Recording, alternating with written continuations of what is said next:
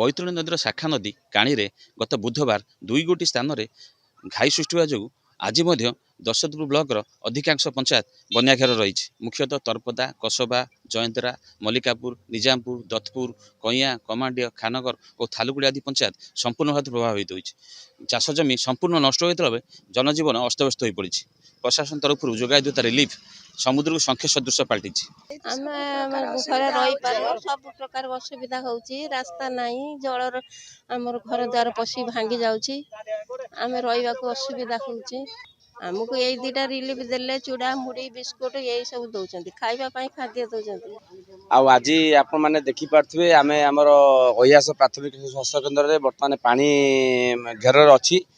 आम बर्तमान सब सजग अच्छु जे आमर जो मैंने अच्छा हिताधिकारी आमर जमी गर्भवती महिला हूँ कि आमर जो मैंने अच्छा वयस्क लोक हूँ कि आमर जो मैंने रोगर आक्रांत अच्छे आम केमी रेस्क्यू करें से रेस्क्यू कम व्यस्त भी अच्छु।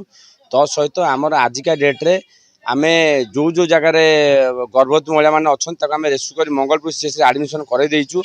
ता सहित पानी छाड़ा बर्तमान पानी अच्छी आम हालोजेन टैबलेट हो कि आमर जी आंटी डायरियल टैबलेट हो आम समस्त मारे पहुँचे देचु। आमर जो आशा मान पाखे एएनएम आ सीएचओ मान पाखे पहुँचे देचु। से माने घर को घर बुलिकी जाइकिनी से माने बांटुचंती आमर आंटी डायरियल टैबलेट। ता सहित सरी आमर पानी छाड़ी गला परे आम क्लोरीनेशन भी प्रिपेयर अच्छु।